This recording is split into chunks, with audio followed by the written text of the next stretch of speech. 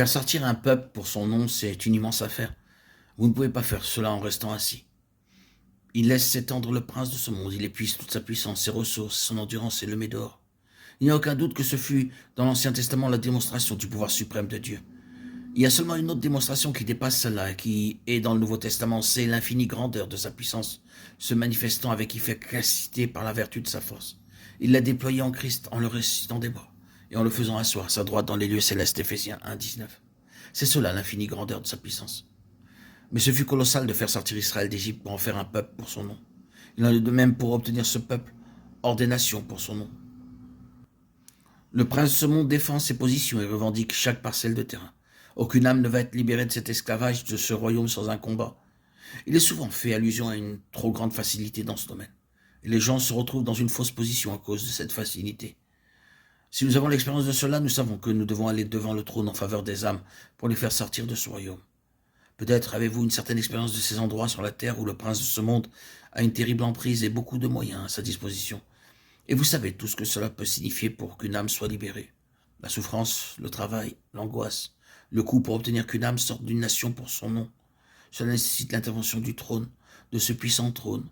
Mais malgré toute opposition, il le fait. Il est vrai qu'il y a quelque chose qui ressemble à Pharaon et à l'Égypte, et parfois bien plus grand, et qui s'oppose à cela. Mais malgré tout, il le fait.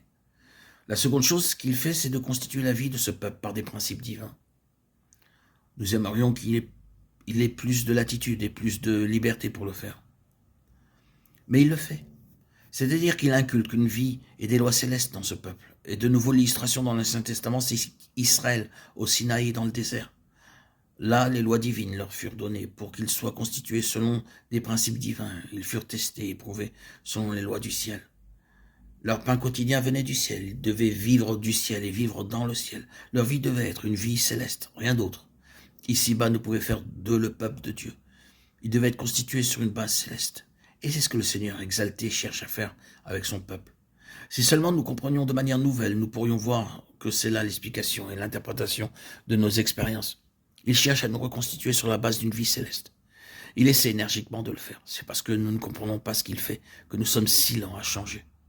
Reconnaissons cela et prenons-le à cœur.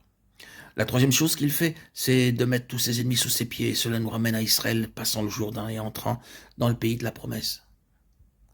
Nous pouvons voir comment ces nations avaient été mises sous les pieds de Josué par le peuple. Maintenant, dans la nouvelle dispensation, c'est au moyen de son Église que le Seigneur Jésus amène son ennemi sous ses pieds.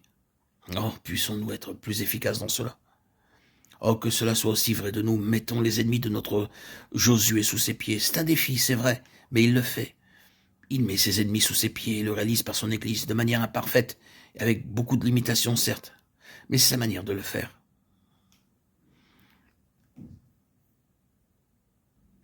Le chrétien, dans son armure complète, en parlant de la tête du serpent, qui est mise sous le talon du Seigneur, imagine le Seigneur disant à son Église, « Je l'ai mise sous mon talon, venez, vous aussi, et mettez votre talon sur lui. » Nous devons coopérer avec le Seigneur Jésus dans cette affaire.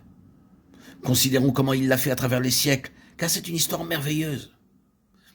Il est vrai que son action se déroulant sur une très longue période peut sembler difficile à saisir, mais si nous pouvions réunir l'histoire de tout ce qu'il a fait à travers les siècles, quelle histoire céleste ce serait. Israël s'est vanté d'avoir œuvré contre lui et sa seigneurie. Où est Israël aujourd'hui? Est-ce qu'Israël peut relever la tête? Au cours de ces siècles passés, il était incapable de se relever, impotent, paralysé à cause de son opposition au trône du Christ exalté. Rome est entré dans cette bataille pour faire la même chose. Et César, avec tout son pouvoir et ses ressources, était déterminé à détruire ce nom et cette puissance. Où est César? Où est Rome et toute sa grande puissance? Ils sont tombés dans la honte et dans la poussière, sans plus pouvoir se relever. Nous pourrions encore en rajouter. Dans notre propre vie, certains parmi nous, nous avons vu des hommes qui ont déclaré qu'ils posséderaient le monde pour territoire et le ciel a dit « c'est réservé pour un seul ». Et qu'est-il arrivé?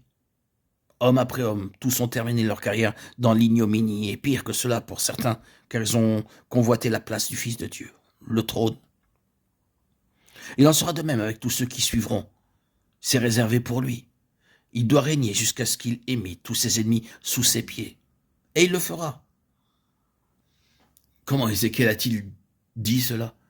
Au cœur de ses prophéties, au centre même du livre, avec Israël en captivité lui-même, malgré le pouvoir de Babylone et tous ses pouvoirs mondiaux, mais saisissant et cherchant cette place de l'absolue suprématie. Dieu s'écrit par Ézéchiel, j'en ferai une ruine, une ruine, une ruine, jusqu'à ce que vienne celui auquel appartient le juste jugement, dont le droit est de porter la couronne. Et je lui donnerai. Ézéchiel 21-27. Oui, je lui donnerai. Il doit régner jusqu'à ce qu'il ait mis tous ses ennemis sous ses pieds. Et que cela transfigure toute notre marche dans ce pèlerinage dans lequel nous devons cheminer. À lui soit la gloire et les honneurs pour les siècles des siècles. Gloire à Dieu au plus haut des cieux et paix sur la terre aux hommes qu'il aime. À toi, Seigneur, tout honneur, toute gloire pour les siècles des siècles. Alléluia. Alléluia. Alléluia.